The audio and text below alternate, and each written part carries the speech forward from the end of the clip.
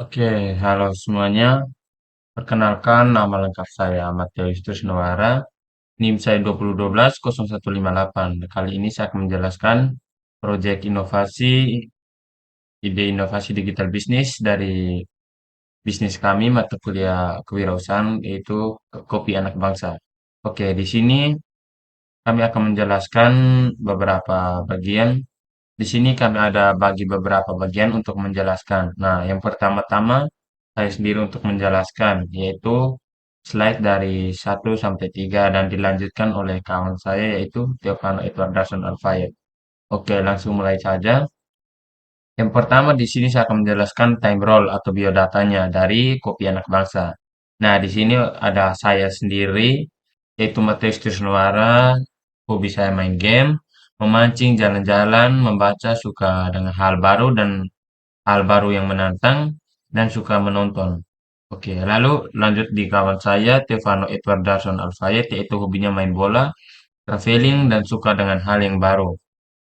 Lalu dengan kawan saya itu Teddy Akido, yaitu dengan hobi main bola.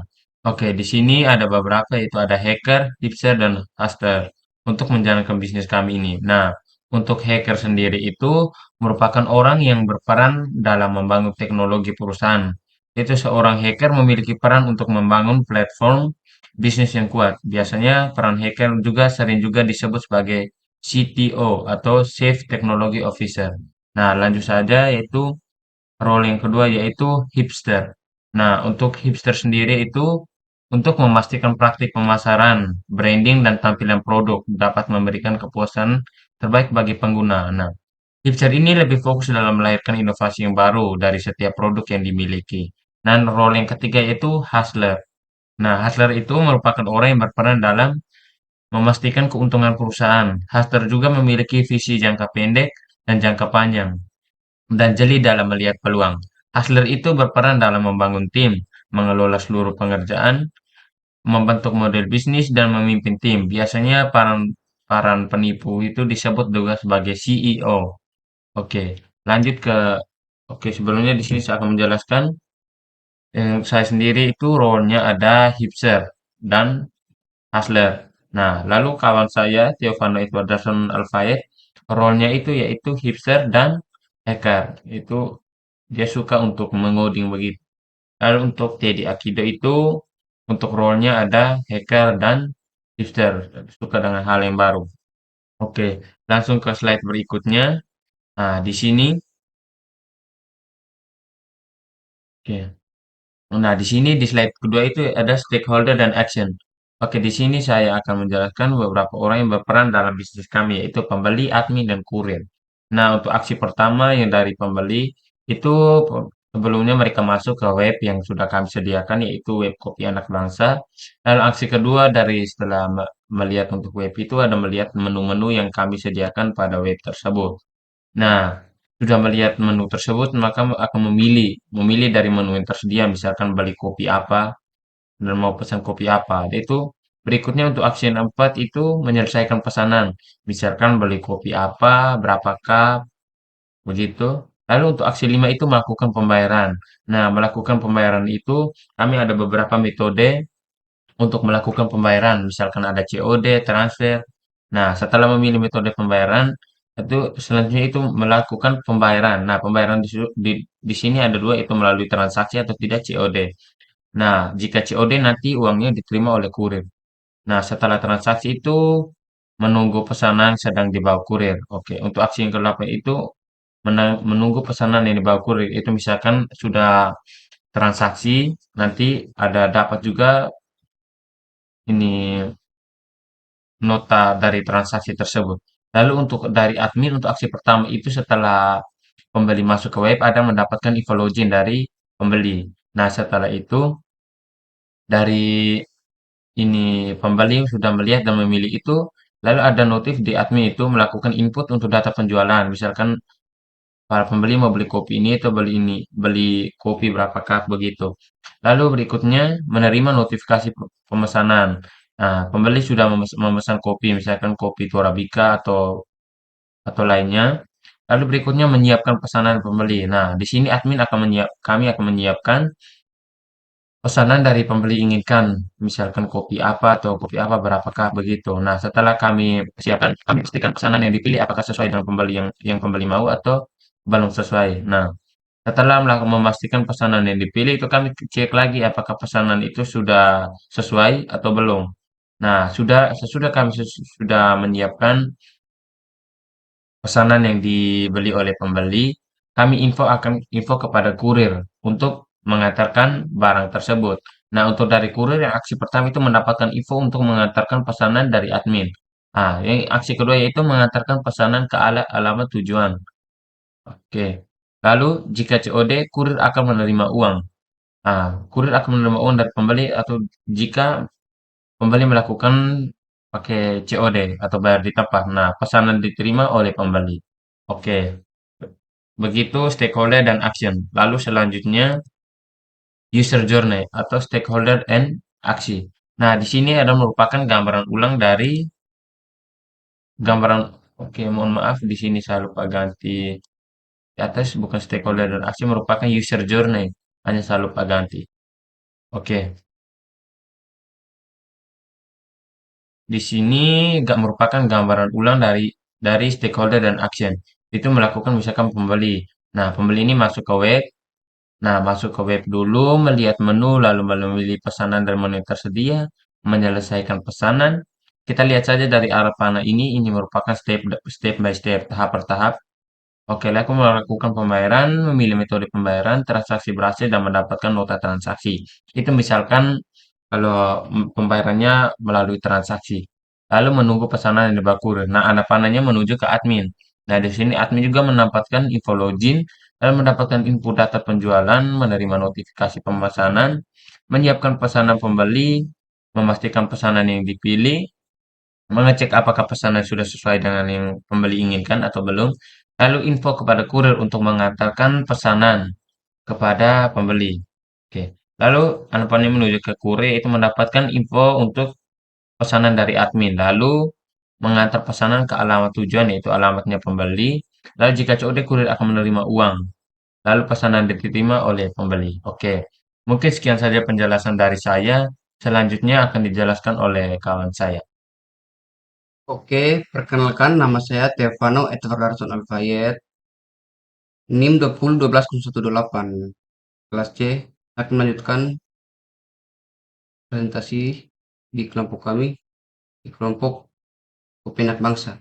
Oke, lanjut yang keempat, expert sharing dan AMW. Sama Edward, pembeli tidak harus menuju lokasi untuk memilih menu. Gimana caranya? Itu kota kedua, tabel kedua. Pembeli bisa melihat berbagai menu dari rumah. Gimana caranya? Pembeli bisa dengan mudah dan nyaman berinteraksi pada penjual. Gimana caranya? Yang kedua, Trisno. Pembeli bisa merequest minuman yang disukai. Gimana caranya? Penginputan data pembeli diterima secara otomatis. Gimana caranya? Penjual bisa dengan cepat merespon pesanan pelanggan. Gimana caranya? Yang ketiga, yaitu Teddy. Notifikasi pesan akan masuk dalam beberapa detik setelah pelanggan melakukan pesanan. Gimana caranya? Pemesanan bisa dilakukan dari rumah. Gimana caranya? Pelayanan cepat terhadap pelanggan. Gimana caranya? Oke. Yang kelima, heat mapping dan sprint goal setting. Focusing dan voting. Oke. Ada ketiga data di atas tadi. Ini lanjutannya yaitu pesanan online yang pertama. Pembeli tidak harus langsung menuju lokasi untuk memilih minuman. Gimana caranya? Pembeli bisa membeli Pembeli bisa melihat berbagai minuman dari rumah. Gimana caranya? Pesanan bisa dilakukan dari rumah. Pembeli bisa melihat atau pembeli bisa merequest minuman yang disukai. Ini. Itu yang kedua, data pemesanan. Penginputan data dilakukan, pembeli bisa tercatat secara otomatis oleh admin. Yang ketiga, pelayanan terhadap pelanggan. Pembeli bisa dengan mudah dan nyaman berinteraksi dengan penjual. Setelah itu, notifikasi pesan akan masuk dalam beberapa detik setelah pelanggan melakukan pemesanan. Penjual bisa dengan cepat merespon pesanan pelanggan. Pelayanan yang cepat terhadap pelanggan. Print goal setting. Membantu pelanggan atau orang ingin membeli agar bisa dengan mudah memesan menu yang diinginkan dari rumah dan juga bisa merequest menu tersebut dengan juga pelayanan yang cepat. Oke, yang keenam, backback measure. Backback measure pertama, admin yang kurang ramah terhadap pelanggan, yaitu pelanggan yang suka gonta-ganti pesanan, pelayan yang suka marah-marah, kurir sering macet di jalan. Oke, setelah itu respon yang lama dari admin yang kurang teliti dengan pesanan, rasa menu kurang disukai pelanggan. Setelah itu jaringan yang kurang baik, pelayan yang masih belum mengerti cara memesan, menu yang sering tertukar dengan pelanggan lain, kurir yang salah mengantar pesanan. Oke, mungkin sampai di situ saja presentasi saya. Mungkin akan dilanjutkan dari teman kelompok saya. Sekian dan terima kasih. Baik, perkenalkan nama saya Teddy Anugrah Kido dengan NIM 01201773. Di sini saya akan melanjutkan penjelasan dari teman saya yaitu sampai ke-7, Crazy 8 dan Solution Scared. Di sini ada inovasi dan iklan. Yang pertama, inovasi melakukan inovasi terbaru dari produk kita agar tidak kalah dari produk saingan, seperti kita membuat inovasi-inovasi supaya tentang kopi yang kita akan jual. Terus kita akan melakukan iklan-iklan yang lebih menarik hati pelanggan. Contoh kita membuat iklan di website atau aplikasi yang akan kami jual. Kemudian selanjutnya di sini ada website penjualan. Website penjualan di sini ada membangun sistem marketing dari promosi menjangkau pasar yang lebih luas seperti membuat website yang pertama, terus ada juga yang membuat website yang dibuat sendiri untuk membantu meningkatkan keuntungan serta agar lebih menarik pelanggan dan fitur-fitur yang ada pada website. Di sini kita akan membuat website yang fitur-fiturnya menarik pelanggan dan yang mudah dipahami. Dan yang selanjutnya menciptakan cita rasa dan ini melakukan pencatatan rinci. Sini kami akan melakukan penciptaan cita rasa yang ini enak dan tidak berubah agar ini pelanggan dapat menetap, tidak berpindah-pindah dari tempat beli kita. Terus yang kedua, melakukan pencatatan rinci tentang keuangan agar memudahkan kita dalam perhitungan laba dan rugi. Ya, kita melakukan perhitungan supaya agar kita tahu ini rugi berapa, untung berapa, supaya tidak ada kesalahan. Baik, selanjutnya yang ke-8 adalah storyboarding, penyampaian rasa service, solusi scan. Di sini saya telah mengapa yang pertama ini yang tadi kita cuma ini mengurutkan membangun sistem marketing dan promosi untuk menjangkau pasar yang lebih luas seperti membuat website, terus ini membuat website yang dibuat sendiri untuk membantu meningkatkan keuntungan serta agar lebih menarik pelanggan dengan fitur-fitur yang ada pada website. Kemudian melakukan inovasi terbaru dari produk kita agar tidak kalah saing dengan produk lain. Terus yang keempat, melakukan iklan-iklan yang lebih menarik hati pelanggan. Terus yang kelima, menciptakan cita rasa yang enak dan tidak ini berubah agar pelanggan dapat menetap. Dan yang keenam, melakukan pencatatan rinci tentang keuangan agar memudahkan kita dalam perhitungan laba dan rugi. Baik, terima kasih dari saya. Sekian.